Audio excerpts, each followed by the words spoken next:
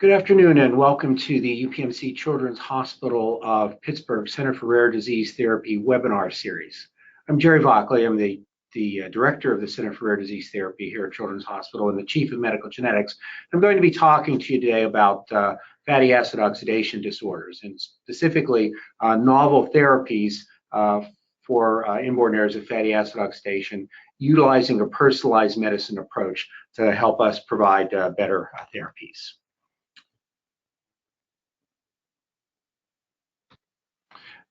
Just to start off with, I show you my research funding and conflicts of interest, some of the companies that I consult for.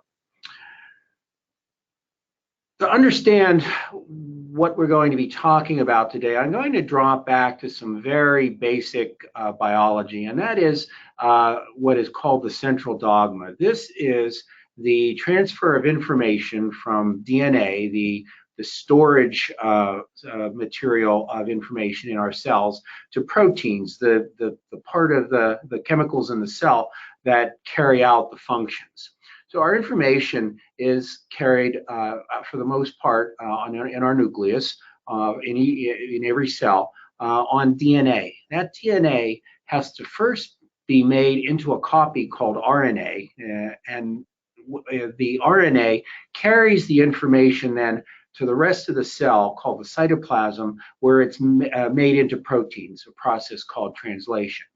And if you have a mistake in your DNA that either leads to it not being transcribed properly, read properly, makes the RNA unstable, or makes a protein that is unstable or doesn't function properly, you have a genetic disease.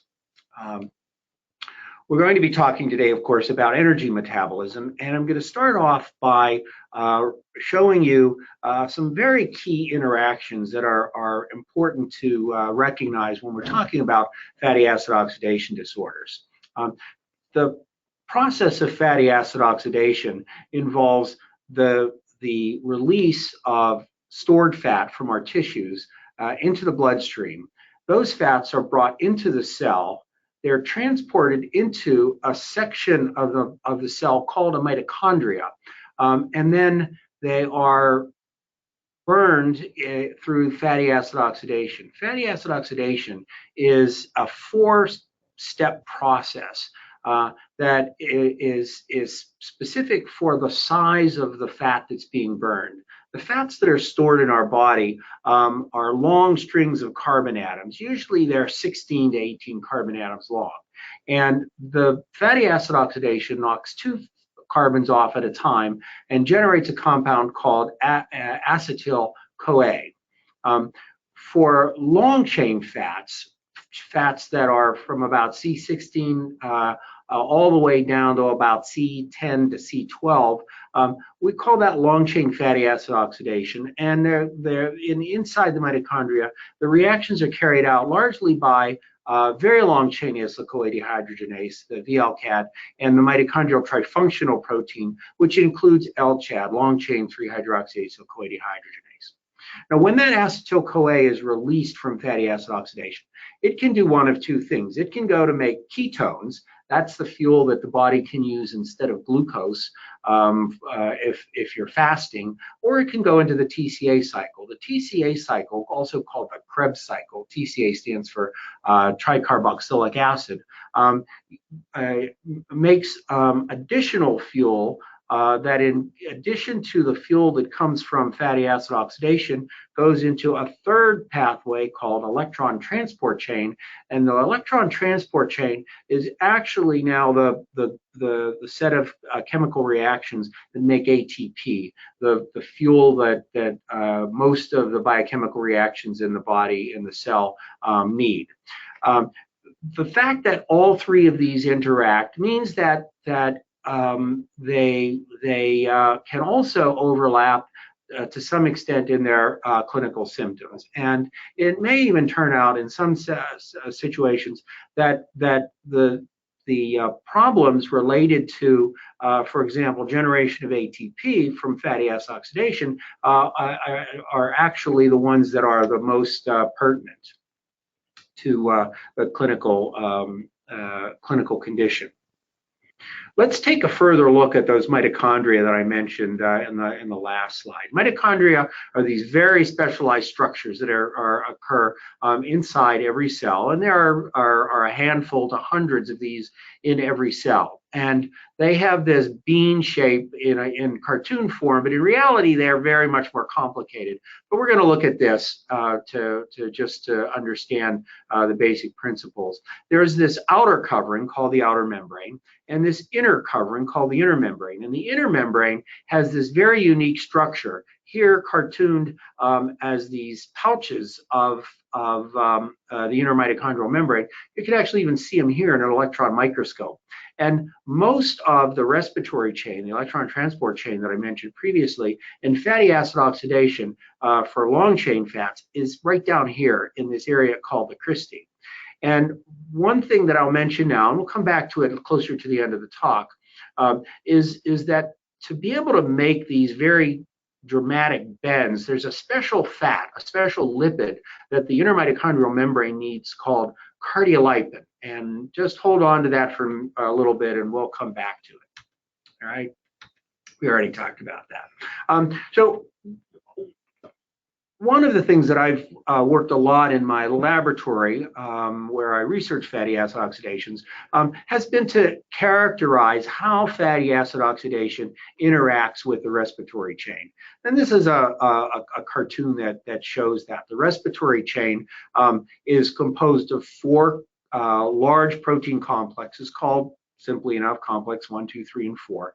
They interact together in this inner mitochondrial membrane right here. And this helps make the chemical reactions very efficient because everything's all together.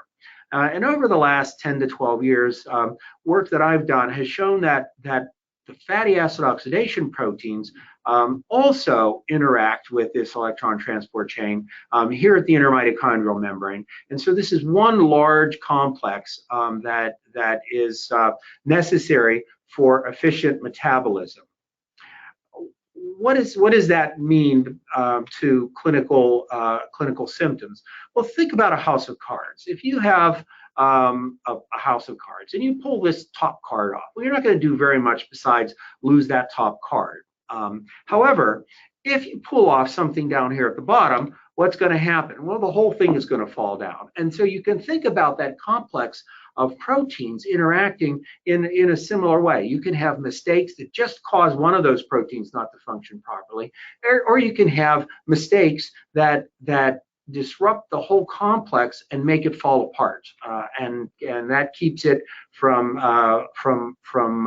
not just the fatty acid oxidation working properly, but those other cycles get involved as well. I mentioned that most of the fats that we store in our body are strings of carbons, and those carbons are those carbon chains are 16 to 18 carbons long. Here's a picture of a 16 carbon chain called palmitate or palmitic acid. Look on your bottles of shampoo. You'll see this as an ingredient, but it's also a storage form of fat. When we burn one molecule of palmitate, you get 123 molecules of ATP. It's a very high energy set of reactions. In contrast, you only get about a quarter of that if you burn a molecule of glucose. So this is a way of storing and harvesting high energy when you need it. Now, if this doesn't work, if you break it right at the very beginning at the long chain fatty acid oxidation, not only don't you make it, but you actually spend a little ATP to get the whole process going. And you can see that this is a major energy deficit in your body. And to try to compensate for that, the body revs up the other cycles that it has available to it. In the mitochondria, that's the TCA cycle.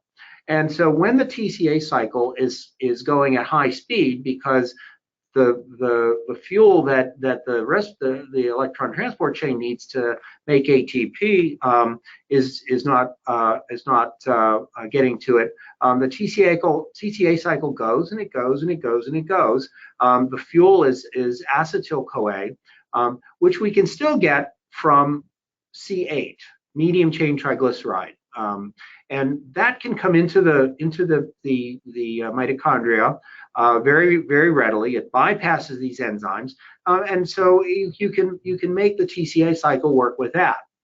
The problem is that even with the TCA cycle running off of acetyl-CoA, eventually the system seems to stop. And why is that? Well, Dr. Charles Rowe, a number of years ago, was the first to suggest that what's happening is that acetyl-CoA is only one of the things that this cycle needs to work properly.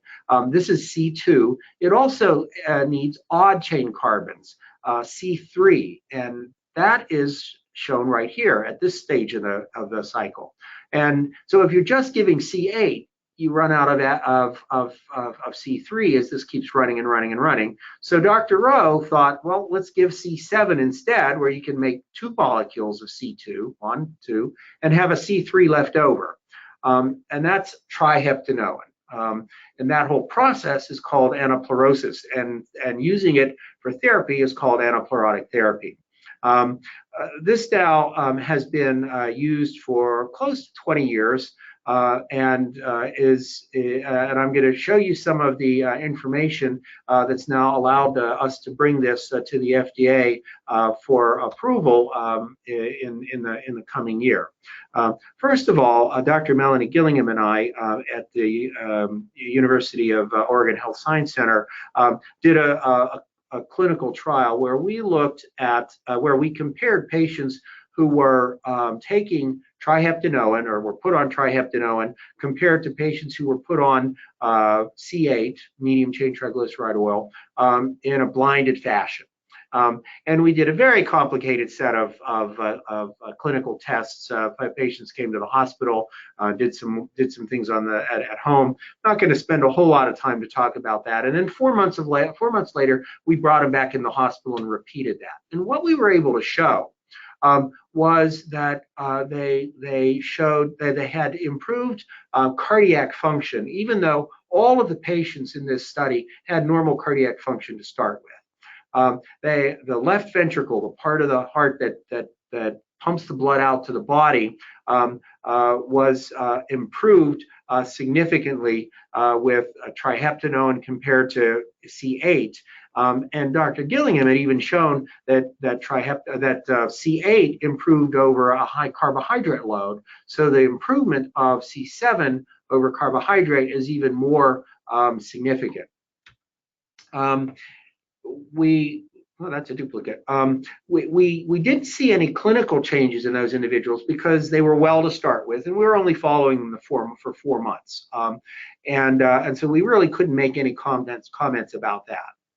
But at about the same time, I started working with a company, Ultragenics, who got interested in triheptanoin and agreed to take it on and develop it further as a therapy that they would ultimately be able to market commercially. And so our next study was a study of 27 patients who had previously been treated with MCT oil and then were switched over to triheptanoin. We didn't keep anybody on the MCT oil for this study. And you can see of the 27 patients, almost everybody had a history of rhabdomyolysis, those painful episodes where you have muscle breakdown, and significant muscle pain and exercise intolerance. Most of them had a history of hypoglycemia, and about half of them had some problems with their heart. We've looked at the data. We've now had patients treated in this study for 78 weeks. And if you look at the overall rate of having a major clinical event defined as an episode of rhabdomyolysis, hypoglycemia, or start of or worsening of cardiomyopathy, that overall patients on triheptanoin had a clinically, statistically significant improvement in their clinical event rate compared to when the 12 months prior to their starting that therapy. Hypoglycemia was essentially eliminated. Cardiac events were dropped, cut by a little over 2/3, and rhabdo was the least affected by this treatment. Patients were better; they had less episodes. By about half, those episodes were less severe and they were shorter, but they were still happening. So these data are the data that we're now taking to the FDA with Ultragenyx, hopefully in this coming year, to ask for approval for general use of that compound. But that still leaves us with a question: if patients on TriHep are still having rhabdo, why might that be? Well, one of the things, I'm sorry, let me just quickly tell you that the safety of this drug was quite good. We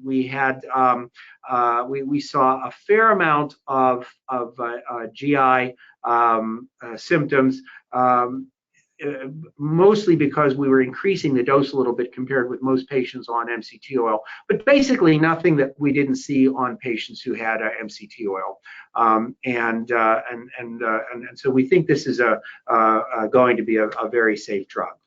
But if it's not completely fixing the rhabdo, the question is, what's going on? Why are patients still having muscle symptoms? Because with the TriHep, we think we're fixing the energy deficit. Why are we still having problems? Well, one of the other things that we know about that can cause rhabdo in patients is inflammatory muscle disease, inflammation of the muscles that cause it to break down, unrelated to energy deficit.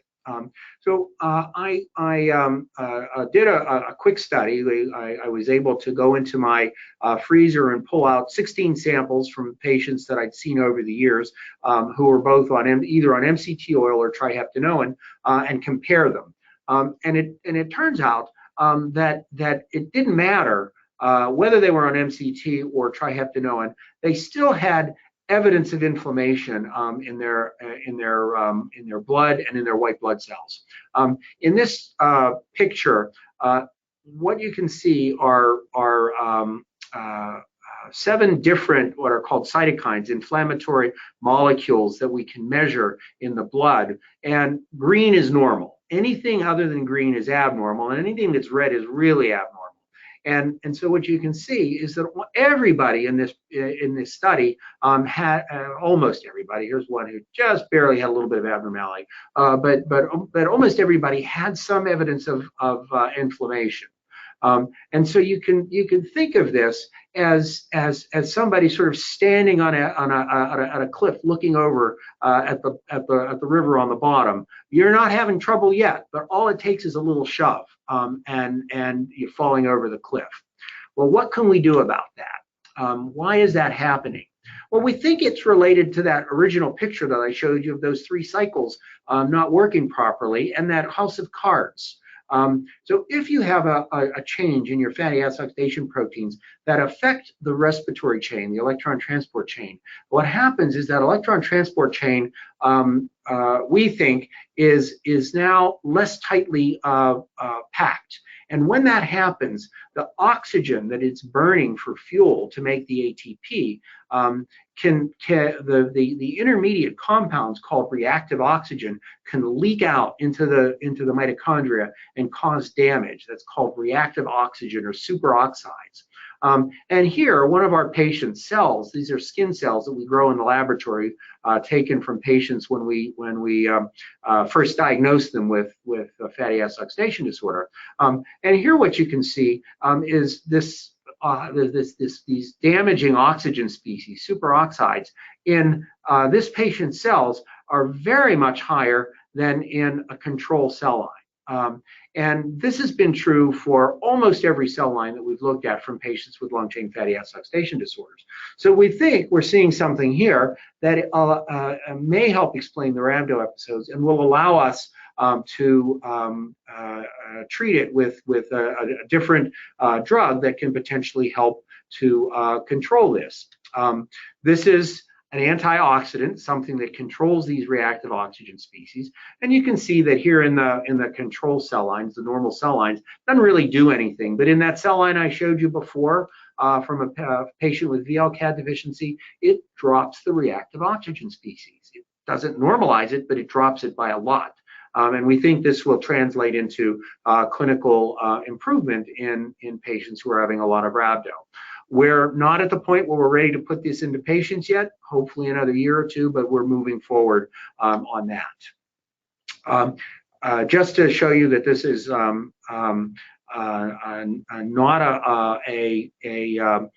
something that is specific to VLCAD.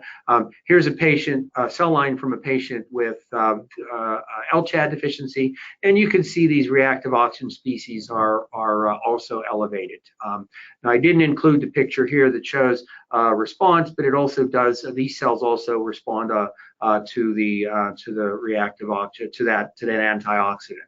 So we should be able to take cell lines from patients, test them, and if the reactive oxygen species is up, then use one of these antioxidants to help things. We're also looking at a way to help stabilize that house of cards. So if your mutation, if the change in your gene causes that house of cards to fall apart, what if we could give you something that helps stabilize it? And so molecules that help proteins fold and hang together are called chaperonins. And we're developing a series of those that we're now testing in cells to see if we can improve the fatty acid oxidation in patients. So here are cell lines, again, from a patient with VLCAD deficiency, this one here, and one with trifunctional protein deficiency, this one here, treated with a drug called trimetazidine, TMZ, to keep me from having to trip over it too many times. And that, when we treat cells with an increasing amount of it, allows both a TFP and a TFP deficient cell line and VLCAD and a VLCAD deficient cell line to become more stable and hang around longer and increase activity. So this will be another type of therapy that we could potentially use, and this one will only work if the original change in these cell lines is causing that house of cards to fall apart. As we build more and more tools to help treat fatty acid oxidation disorders, we're talking now about not just treating everybody but with the same thing, but personalizing it to your specific version of change that might be in your causing your disease. The next approach that we're using is something called a transcriptional activator. So if you go back to that very first slide that I showed you, remember I said you got to make a copy of your DNA into RNA, which then gets made into protein. Well, transcriptional activators cause more activity and allow the cell to make more RNA from the DNA. It makes that process, revs that process up.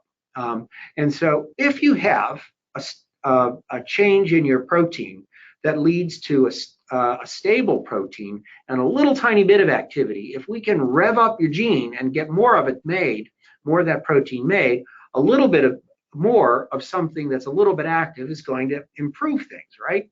So here you can see the drugs that have a fancy name. They're called PPAR delta agonists. And this graph shows a measure of the mRNA being made from a cell line treated with a transcriptional activator. And you can see that starting down here and then increasing the concentration, you get more RNA, more VLCAD protein, more VLCAD activity, and we can measure how well these cells utilize that fat I was talking about before, palmitate, and these cells can use it better. So if you have a protein that's stable, has a little bit of activity, we can treat you with this drug and potentially improve your metabolism. We're just getting ready now to start a clinical trial hopefully in April, just a couple of months away now, with a company called Reneo, who has developed one of these PPAR delta agonists, and is working with a number of our fatty acid oxidation consortium sites around the country, and you'll be able to get more information about that on clinicaltrials.gov, and we'll also have it on our consortium network website that I'll get to in a second. Now, testing your memory here, remember I mentioned cardiolipin, this special fat that lets the inner mitochondrial membrane bend. If this membrane doesn't bend, the cardiolipin that sticks to the respiratory chain proteins and allows them to stay in the membrane goes flat, the mitochondria become unstable, and the cells die. Cells dying is what causes rhabdomyolysis. So here's another possibility for cells, for energy in cells not working properly. Why is this important for fatty acid oxidation? Well, the structure of this fat, this cardiolipin, is such that it's affected by reactive oxygen. Instead of having the correct shape, it now takes on a shape that won't let the mitochondrial membrane bend. And so a fatty acid oxidation change that causes increased reactive oxygen is going to affect cardiolipin. This whole house of cards thing again. It's all falling apart. Well, can we fix that? Well, we have a drug that it interacts with cardiolipin that has been affected by reactive oxygen and forces it back down into the correct shape. And here you can see that LCHAD cell line that I showed you before, with this higher level of reactive oxygen compared to control cells. Now we treat it with this cardiolipin drug, and it completely normalizes it. And so if you don't respond to one of those other drugs, or you have, it may well be that this is a drug that's particularly useful for LCHAD, because LCHAD, as it turns out, is an enzyme. It doesn't just do fatty acid oxidation, it actually helps make cardiolipin. So maybe this will be a good drug for LCHAD. Again, we're doing a lot more laboratory testing now to look at all different kinds of fatty acid oxidation cells, and add another tool to our bag of tricks to be able to treat individuals with fatty acid oxidation disorders for their particular flavor of the disease, not just everybody the same way. All right, if we can make more mRNA from a drug, that's great, but there's technology available to actually give you more mRNA. And what you can see here is an experiment where we take cells with no VLCAD activity, no mRNA, and give it mRNA from a company called Moderna, and we get gangbusters activity. When we do this in a mouse model of VLCAD deficiency, we can get lots of enzyme. When we do this for a mouse model of MCAD, we get lots of activity. But it just gets into the liver. So this isn't going to help the heart. This isn't going to help the muscle, and that's part of the problem with this therapy, and why it's a little bit further away from clinical use. We still have to figure out how better to target it to the right tissues. I should say that gene therapy does the same thing. We can get it into cells, we can get it to express, we can give it to animals, we can get it into liver, but it's hard to get it elsewhere. So gene therapy kind of falls into the same category, but it's currently in the works. Now, finally, for those of you who have MCAD deficiency, I don't want you to feel like nothing's going on. We are working on a new therapy for MCAD deficiency. It turns out that about 90% of the mutant genes out there for MCAD deficiency have a single mutant change, one change that is common to everybody. If you work out the genetics math, it turns out that 3/4 of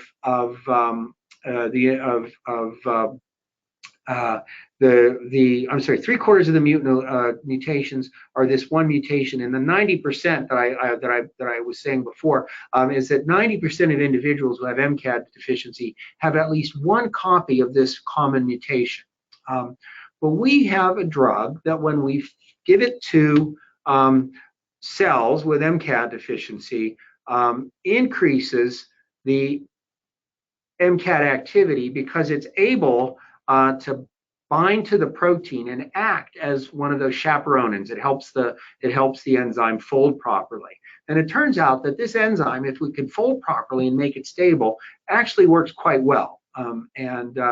So this is a drug that we've tried in very early clinical trials. We're getting ready to hopefully get another clinical trial, a phase 2 clinical trial for this one later this year. So watch the clinicaltrials.gov or our Inform Network website, and we'll let you know when this clinical trial is up and running. I have a lot of people who help me out with these studies. Folks that you may recognize here, Dr. Gillingham, others here at the University of Pittsburgh, who are critical to these studies, and I thank them. And before I move to questions, I just want to remind you of well, there's a thank you, and I think did they put on? Yep. This is our lovely children's hospital here in Pittsburgh, and you'll be able to go and ask questions on your webinar tool. Go to webinar tool. But I want to remind you of two resources for you. First, our CRDT, our Center for Rare Disease Therapy. You're always welcome to contact one of the staff here, and we can answer questions as best we can. But we have now an international collaboration of centers around the world who treat fatty acid oxidation disorders called INFORM, the International Network for Fatty Acid Oxidation Research and Management. That, if you write it out, you can get INFORM from the first letters. And the network, the website is called informnetwork.org, and there's a family page there. It has a lot of information that you can use to hopefully educate yourselves. But there's also an Ask the Expert page there, or function there, that'll get your questions to one of the INFORM physicians or scientists who can answer your questions. So here's the contact information for the Center for Rare Disease Therapy, Rare Care at chp.edu. We'll get you the staff here or the phone number. And then I am going to take some questions. Now, unfortunately, you can't see these, so I have to read them, and it's very small print. So I'm going to look a little silly coming close to the camera here and read these to you. So the first question, don't have a name here. It was just oh, it's from Sarah. There we go. Oh, that just says this is a test. It worked, Sarah. It's one of our staff here. I'm sorry. The first question was sent in via email to our CRDT staff. I'll get used to this eventually. Are there any studies being considered investigating the possibility of using a combination of high-dose vitamins to treat mitochondrial dysfunction and oxidative damage? And I'm just going to abbreviate that. And we had another question that was very similar to that. That came in over the network. And you've seen my information on reactive oxygen being an issue in fatty acid oxidation disorders. The jury is still out on all of those things you hear about treatment for mitochondrial respiratory chain deficiencies. There's a whole long list of drugs or supplements, a couple of dozen of them that people use in various combinations. And most of those, when we test them on cells, don't work in our system. they just don't seem to be, they don't get to the mitochondria well enough to be able to make those work. Now, I know that there are some people who have tried them, and I've talked to them, and they think they've helped them. I know some physicians who have tried them because they didn't have anything else to do for a patient who was particularly difficult. So this is just one of those where we hope our informed network will ultimately help us try these things in a fashion that lets us answer those questions scientifically, and we'll be able to give you better information. Let's see, the next question says, I understand that LCHAD is an inherited disease, but I also assume that at some point and for some reason one of my ancestors acquired this condition. The question is, what are the causes for this mutation to happen? And that was sent in from Alejandro. Well, Alejandro, there are two ways to get for one of your cells to get a mutation. You either inherited it from a parent, as you said, from a family member, or it happened in the egg or the sperm cell that came together to form you for the very first time. And that's called a new mutation. And when we look at genetic studies across the board, we know that people carry changes in their DNA that aren't present in either of their parents, hundreds of changes across the genome. And so this happens all the time. The mechanism, well, it could be anything. Any of these reactive oxygen things that we talked about, the DNA that goes to make an egg or a sperm cell has to be copied from other DNA. And if you think about the monks back in the Dark Ages copying manuscripts, every time you copy something, you can make a mistake. And the cell does that. It has very sophisticated ways of trying to correct those mistakes, but occasionally, about 1 in a million times, it doesn't get corrected properly, and so you end up with a change. So somewhere along the line, that change either happened in one of your relatives, or it happened in one of your parents, and that's as close as we can come. Let's see. From Stephanie. Hi, Stephanie. I'm trying to understand the concept behind why using MCT oil can lead to increased demand on the TCA cycle. About 2/3 of the energy that comes from burning a molecule of fat comes from that making that acetyl-CoA that goes into the TCA cycle, and about 1/3 comes directly from the reactions of fatty acid oxidation. And so if you cut out 1/3 of your ability right from the start to be able to make anything, and now you give C8 and C16, so you've cut your capacity by half again, the TCA cycle is going at full speed, and you just can't keep up with the demand. You can give it lots of acetyl-CoA from MCT, but eventually you run out of that propionyl-CoA, that C3 that's critical to keep the function running. And if you can't make energy from the fatty acid oxidation, you can't make energy from the TCA cycle, you can't make energy, and that's where you run into trouble.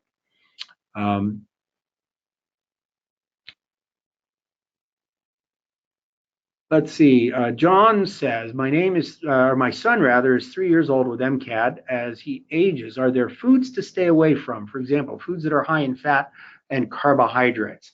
This is a bit of a complicated question, and I'll try to keep the answer simple. For you MCAD folks out there, the answer is probably not. If you remember, what happens when you eat is you don't actually burn that fat right away. You store it. The body signals, I'm eating, I'm going to store energy. And it's only when you stop eating or you get sick or you're running or something that requires a lot of energy that you now call on your stores to burn fat. And so your intake doesn't affect you very much. Now, that said, most Americans' diets are too high in fat, and I recommend to all my patients a heart healthy diet, 30 to 35% of calories from fat. And an MCT and MCAD deficiency, you can't use MCT oil. That's toxic to you. That's C8. That's exactly what you can't burn. So you got to use long chain fats, but you can only use them about half the way. You get down to C8 and it's and you can't use them anymore. So the trick is to keep your calorie intake more steady. Try not to have to burn fat in the first place, and of course, don't get overweight, because then you have to you've got too much fat around, and eventually you're going to want to lose that. For you long chain fatty acid oxidation folks, it's a little bit more complicated, because we're giving you a fat that bypasses your block. But you need at least 10% of your calories from fat to keep from becoming depleted on those fats that you can't make, those fats called essential fatty acids. So while the fats that you eat aren't toxic per se, it's hard not to eat too many calories from fat if you're getting 15 or 20 or 25% of your calories from MCT oil, and now you take a regular diet that's got 35% of calories from long chain fat, way too many calories from fat. So we cut your fat back, your long chain fat back, to try to balance you a little bit more. Let's see. We have Nathaniel asking, does that mean MCT oil as a treatment isn't sustainable long term? Well, it's all we've had up till now, so it's been sustainable for this long, and it helps some.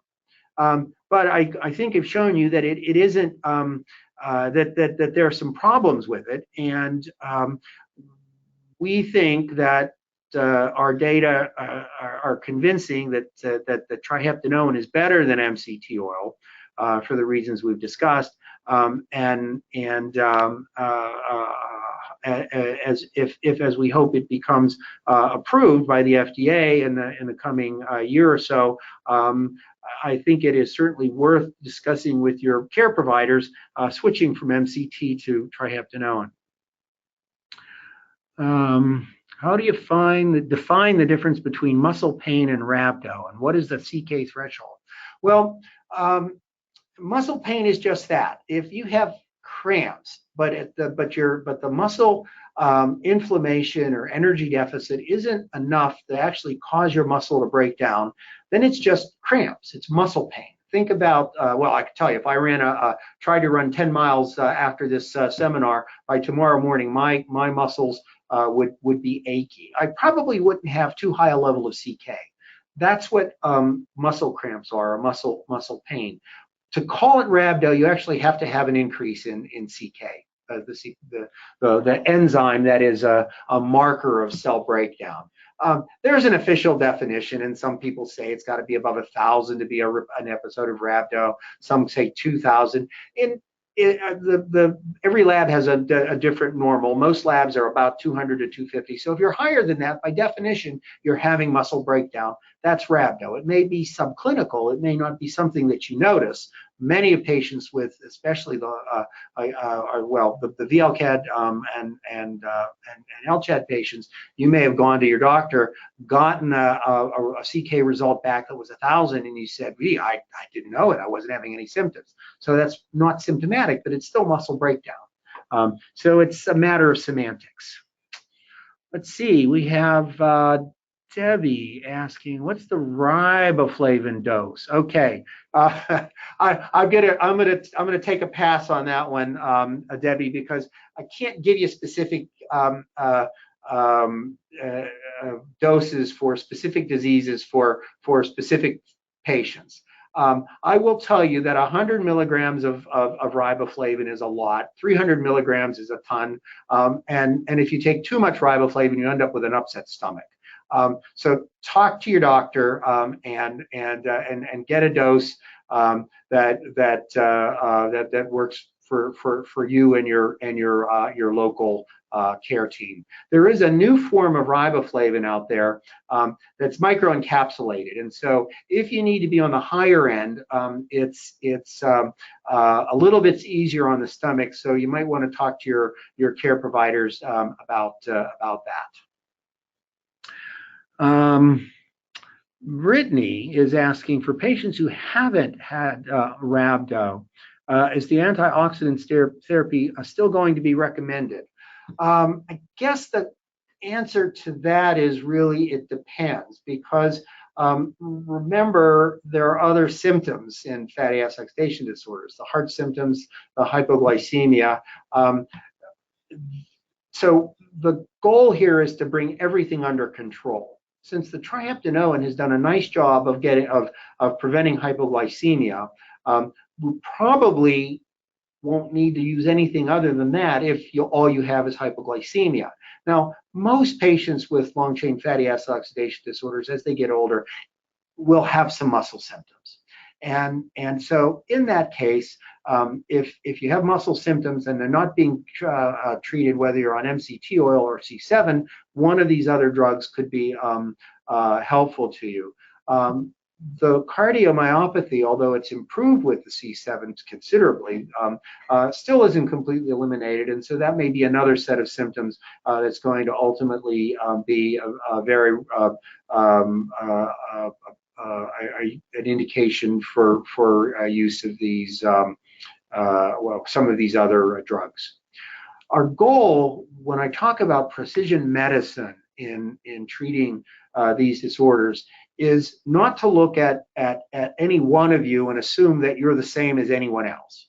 It's to be able to take the best information that we can from you, and I may be able to do that from blood. We might be able to do that from your blood cells. We might be able to do that from a little skin biopsy, very minor procedure done in the office, no stitches, just a little numbing medicine, and we can get a lot of information from that.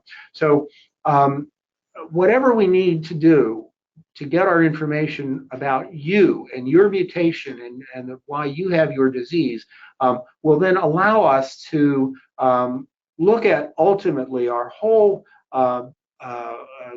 set of potential therapies and pick the one that works best for you. And there's always going to be a little bit of trial and error. We try one, if it doesn't work, we try another. Combinations that we know work best in cells, and ultimately we hope that we can translate that into what your flavor of disease is, and fix you, as opposed to trying to make you look like everybody else that we treat. So I don't see any other questions. I'm going to just end by saying that this is really a very, very exciting, one more just popped up. I'll come right back to you, Deb. Very exciting time in fatty acid oxidation disorders. We're moving from not having any approved therapies to getting our first approved therapy, fingers crossed, and ultimately multiple therapies, and some combination we hope will ultimately not just make your symptoms better, but give you a perfectly normal life that is symptom free. Let's see. Deb asks, do all the long chain disorders show a significant benefit from C7, or are there some of them that don't benefit as much? I think it's fair to say that everybody that I've treated with it has felt like they've done better. And the problem with that is it's subjective. You know, we try to make that as scientific as we can. We give our patients quality of life surveys that they fill out for us. There are a limited number of patients who seem like they have no effect at all, and those are going to be the ones who are going to need something else. And there are also individuals who have had symptoms that have been going on for so long that they've got damage, in particular the heart. If you've had cardiomyopathy for a long time, you end up with what's called fibrosis, and your heart just can't recover, even if we can fix its energy. So we've had patients who have needed heart transplants. We've had patients who haven't survived because their hearts have been so damaged, even on C7.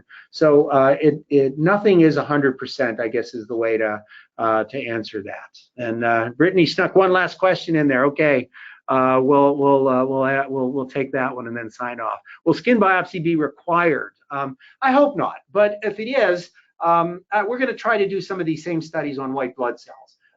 But I will at least tell you that this is if you ask me what's easier, drawing blood or doing a skin biopsy, it's actually the skin biopsy.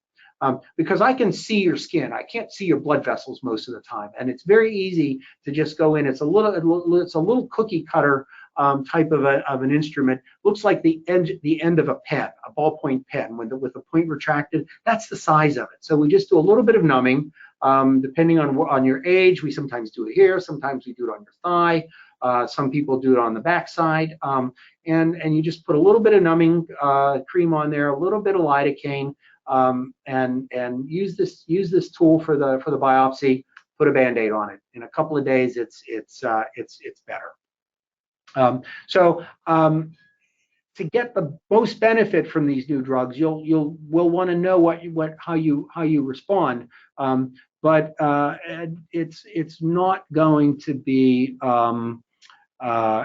be required as of yet. Oh, you keep sneaking those questions in, guys. Peru asks, we suspect mitochondrial disorder based on an acylcarnitine test. How do you rule out fatty acid oxidation disorders? Got to go see a metabolic doc for that one. They're trained to make those diagnoses. It's a combination of blood tests and DNA tests, and sometimes that skin test that I talk to. Oh, we got a few more minutes here. You're getting into it, guys. We got some more questions coming up here. Brittany, how do you feel about symptomatic carriers on patients who had carriers who are severe mutations? That's a really tough one. So there are lots of I've heard lots of reports and had families say to me, my child has VLCAD deficiency. I've always been a little slower, or I have cramps, or I have symptoms that I can't explain. We don't know. It's possible that you could have a mutation that affects your house of cards in a little bit, but doesn't knock it out completely, and may leave you with some mild symptoms. I think we have to put that one down as a to be determined, and as we get better at treating the patients who we know have problems, we'll also be able to look back on those parents and maybe try a drug and say, let's see if you get better. And if you get better, then we have to assume that the problem was related to that mutation in the first place. Let's see, Kimberly asks, will you please elaborate on the drug cardiolipin, where the positive effects found in the VLCAD mouse? We haven't gotten there yet. So the drug isn't cardiolipin, it affects cardiolipin. And just so you know, this is a I don't know, should I say dog eat dog business, or maybe a mouse eat mouse business? I'm going to go right back from here to my office to write the grant that lets me work on those cardiolipin experiments. The NIH funds these experiments, and that's how we get to do them. So we've only tried the cardiolipin drug on cells so far, but you're one step ahead of me, and I'll try to catch up with you maybe by the time we get to the next webinar. Let's see, what's the Can't see where one of them just rolled past me. Here it is. What's the most effective way to test for these mutations for your genetic disorder? And that's from Doba. Again, talk to your metabolic doc or your geneticist. It's a very easy test. It's a blood test. Send it off. There are lots of labs in the United States that can do this test. Very easy to get it done. They actually do check the DNA sequence. They read the code of the gene for the disorder that you have. Does one have to go to Pittsburgh to participate in clinical trials. That's Margarita. Some yes, some no. That MCAD trial is only going to be done here. Maybe we'll get some other partners for that as we get further along. Most of the other things that I'm talking about are multi-center trials. You can find that information by going to clinicaltrials.gov, search for fatty acid oxidation disorders, and it'll actually tell you what sites are doing it, give you the indications, what the entry criteria are, so you can get a lot of information there. We're also going to be mirroring that, or we'll be pointing you to that off of our informnetwork.org website. Do you think gene therapy or editing will be used for these conditions? Well, that comes back to my closing comments that once we can figure out how to get all of those all of the tissues that need to get treated at the same time, then the answer is probably yes, but not in the immediate future. 10 years is a lifetime in genetics, and so I can't tell you what's going to happen in 10 years from now, but it's certainly not going to be 5 years from now. Some of these other things that we've been talking about are likely to be available to you in the 3 to 5 year time frame, not gene therapy or gene editing. That's going to be a lot further down the road. So let's see, to confirm, for a patient with no previous cardiac issues, C7 can still improve normal cardiac function, and that's from Sharika. And the answer is, in our study, yes, it improved. So these were patients who had no evidence of cardiomyopathy, or were not said to have cardiomyopathy on their baseline echocardiogram by the person reading the echo, and their cardiac function got better on C7 compared to C8. Will the phenylbutyrate trial admit children? From Margot. I think we're approved down to for that trial down to 14, Margot, but I can't remember. I'm going to have to go to clinicaltrials.gov. We're trying to get it down as quickly as we can. It's a drug that we use routinely in babies for different disorders, so it's safe. But the FDA requires us to work our way down. I think we probably only have to do one more group of older patients before we move it down into kids. To sort of take your question one step further, it's the young kids that we worry about the most, the ones who can't tell us they're feeling sick or don't know enough to eat through an illness, and those are the ones we'd like to treat the most. And so the stakes are the highest there, and we will certainly try to move this as quickly as we can down. Let's see, Brittany, you're busy. Does that mean that someone can be in rhabdo without elevated CK? No, you can have muscle pain and not be in rhabdo. If you have elevated CK, that's the definition of rhabdo. So just a definition, but you can have muscle pain without elevated CKs. And Debbie, which disorders does C7 treat? That's all the long-chain fatty acid oxidation disorders, from CPT1, carnitine acylcarnitine translocase deficiency, CPT2, VLCAD, complete trifunctional protein deficiency, and LCHAD deficiency, all amenable to treatment with C7, and have been all of those disorders have been treated with C7. Dr. Vockley, it's almost 3 o'clock, but if you want, we have lots of questions. We can. If you haven't heard that, my little fatty acid oxidation whisperer out here has said that it's already 3 o'clock and asked if I could stay for 15 minutes because we have more questions. Yeah, I'll hang out for 15 more minutes. So go ahead. 15 more minutes. Okay, we'll send that. Excuse me, I'm going to take a sip while we're waiting.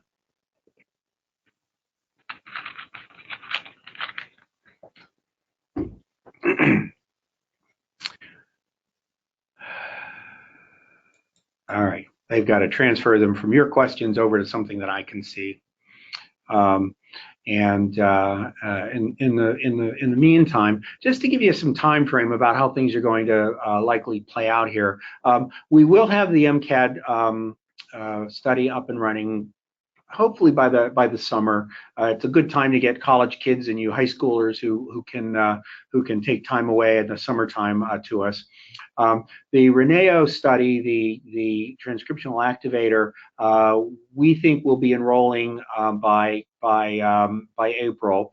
That's going to be in 4 sites, and let me see if I can remember them: Oregon, Salt Lake City, Chicago, and here. So you'll be able to go to one of those 4 sites.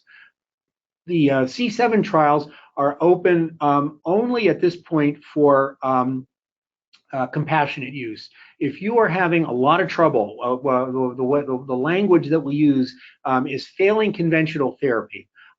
We can still, or one of the C7 sites can still sneak you into that study, but you need to contact the site study director and talk to them about your problems and see whether or not they will meet the definition of failing conventional therapy. The FDA may ask for an additional study. I've been talking about approval. They may ask for an additional study. So if they ask for an additional study, then we're going to have to come back to you and ask you to enroll in that study. If it gets approved, they'll ask for follow-up studies. And so there may still be some opportunities for studies after the fact, but of course then it also will be commercially available. Okay, I got them running again here. Let's see what we have. Will triheptanone be considered a pharmaceutical drug or a nutritional supplement? It will be pharmaceutical, so it should be covered by your prescription plans once they've had a chance to review them and get them on formulary. So the second it's approved, you got to talk to your health plans and ask them about coverage for that as a medication.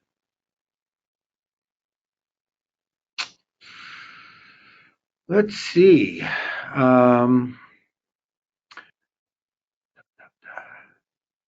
Why not use small amounts of MCT oil and C7 instead of just one or the other? And that's Stephanie. Well, there are 2 issues there, Stephanie. Number one is that the piece of C7 that's novel that we're trying to get is the C3. We can get a lot of C2 from triheptanone, but we can only get C3 from triheptanone. So if we give you MCT oil, it limits the dose of the C7 that we can give you. And we think we're working pretty close to the optimum dose. If we drop it too far, it's not effective. The other answer is that MCAD, the drug that, or the enzyme that metabolizes C8 and C7, works better with C8 than C7.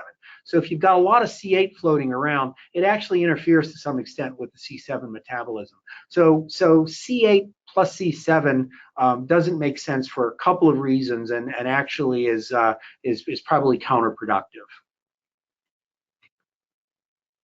Let's see. What do you mean triheptanone can improve symptoms of cardiomyopathy? Does it stop the thickening of the walls? Is propranolol enough for hypertrophic cardiomyopathy? And that's Iris. Iris, we've had patients with cardiomyopathy that have started on C7 and their hearts go completely back to normal.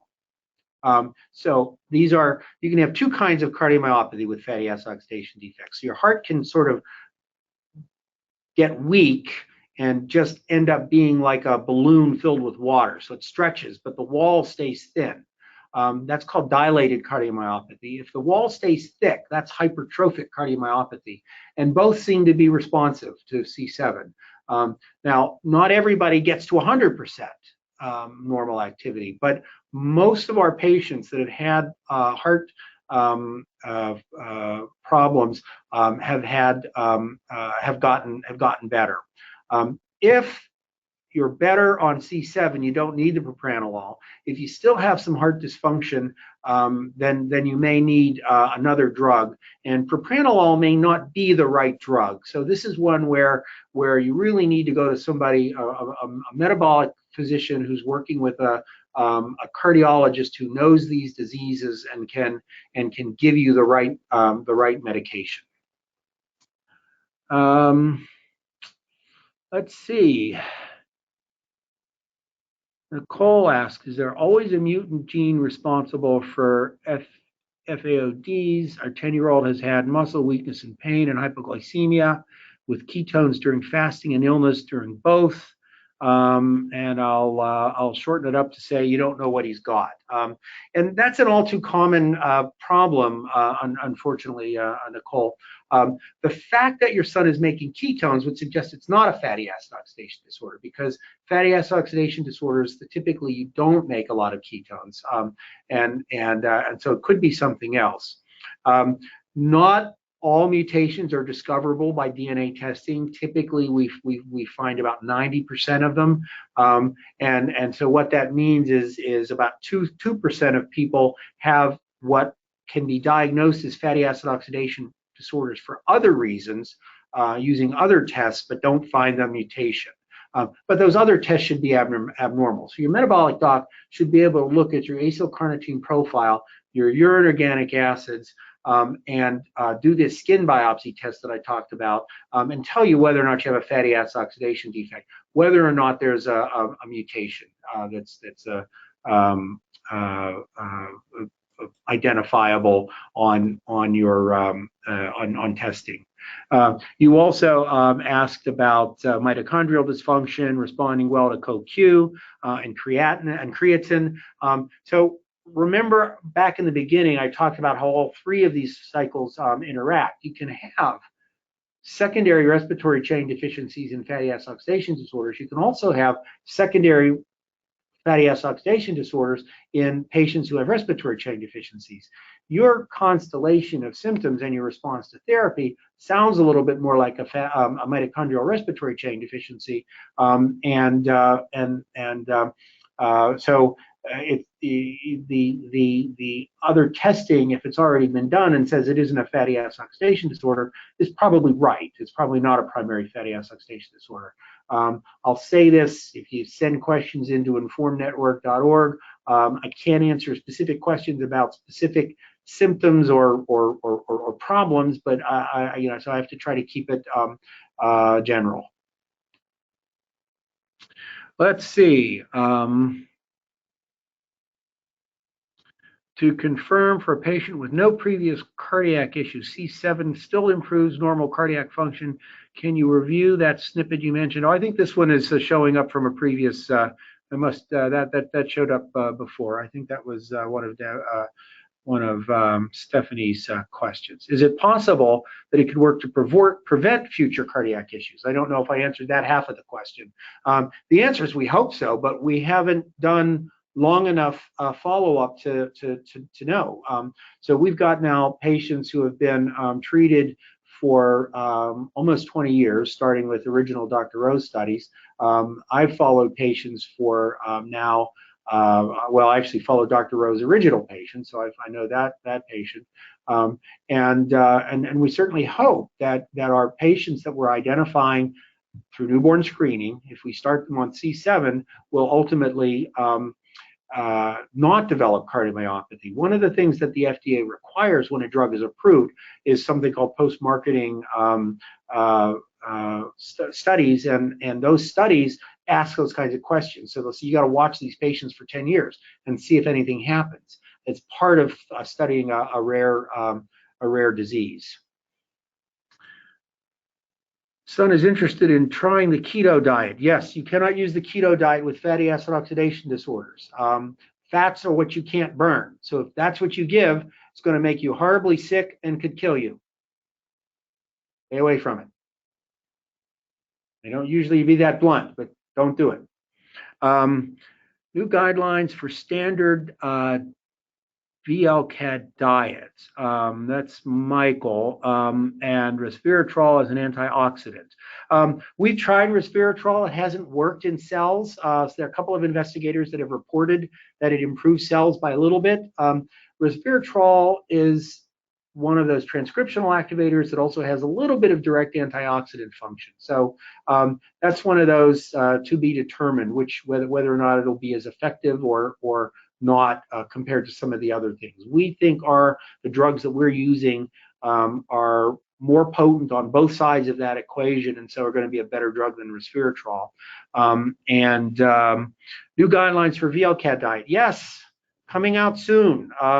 The GMDI, the Genetic Metabolic Dietitians group, is currently preparing, and I hope soon to publish new guidelines for VLCAD diets. Those are going to work pretty well for any long-chain fatty acid oxidation disorder, but they're only going to be validated for VLCAD. So keep your eye out for those. Your metabolic physicians and dietitians will certainly know about them being approved and be able to bring them to your attention.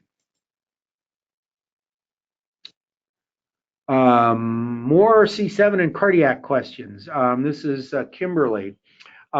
Kimberly, the metric that we used was cardiac. The hearts were able to do more work at a lower heart rate. So that's kind of a general measure of overall function. That was in the study that Dr. Gillingham and I did.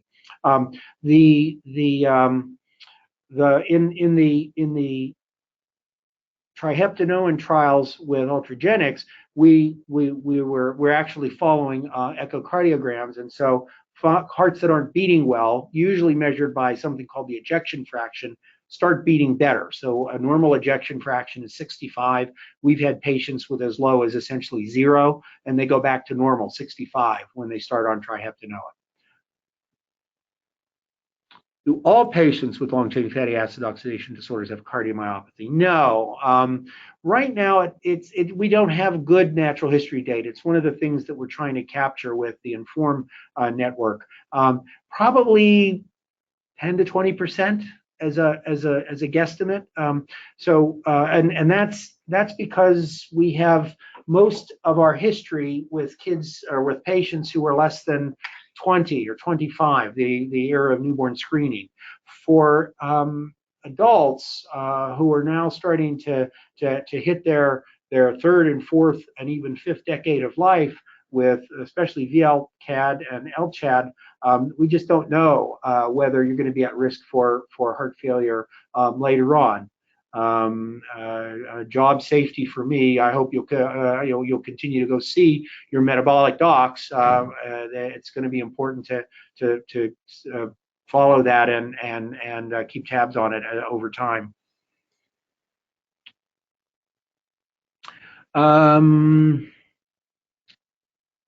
Stephanie again, any benefit for patients to get their own cytokine profiles to know how much inflammation they have? It's still an experimental test, Stephanie. I mean, the test itself is well standardized, but we don't really know how to interpret it in all cases. So I'm using that test on my patients on a research basis, but I can't really recommend it as a routine clinical test, because your doctor just not going to know what to do with it. Once maybe some of these other drugs come down the road, there may be some benefit to doing that. Is it even possible in the average clinic? I would say there are no average metabolic clinics. So if you're in a metabolic clinic, you're in a tertiary care medical center, and they should have access to that technology. Do you recommend a child with MCAD have a liver checked every few years? That's from Lisa. That's another one of those that we don't have really good answers for. We know that adults with MCAD deficiency are less prone to have episodes of metabolic decompensation as they get older. We don't have any good evidence that they have a higher risk for liver disease as they get older. And so as children get to be adolescents and adolescents get to be young adults, it's certainly reasonable to space out the timing on visiting your physicians. I'm delighted if my patients with MCAD deficiency want to come and see me once a year, but if they're coming from a long distance and say, look, you don't do anything but examine me and tell me, okay, come back next year, I can see the argument for going every couple of years, but I don't think you want to let it go any longer than every couple, 3 years, if for no other reason that you're hearing that there's lots going on in the field, and so keeping abreast of the new technology and new studies, something that you can do when you meet with your metabolic team. I don't know. I've either answered them all or they're behind me on the typing. It is quarter after though, so folks, I hate to say it, but I got grants to write and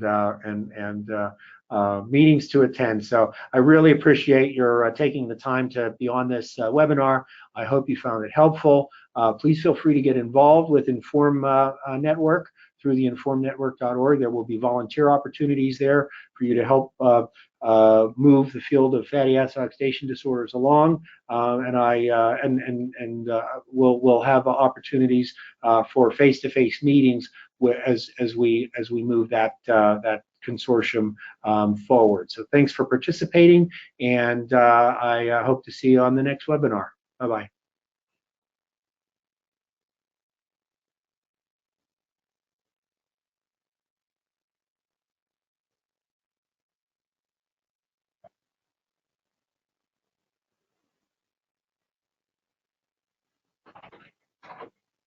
We're done. Right.